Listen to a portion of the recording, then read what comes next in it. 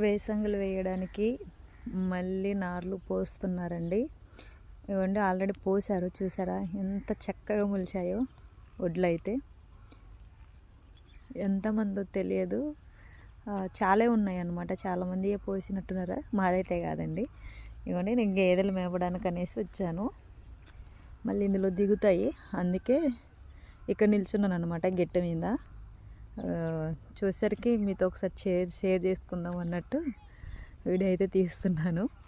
చూడండి మళ్ళీ వేసంగి వేయడానికైతే నార్లు అయితే పోసేసుకున్నారు. నాకు తెలిసి నెక్స్ట్ మంత్ జనవరిలో వేస్తారనమాట.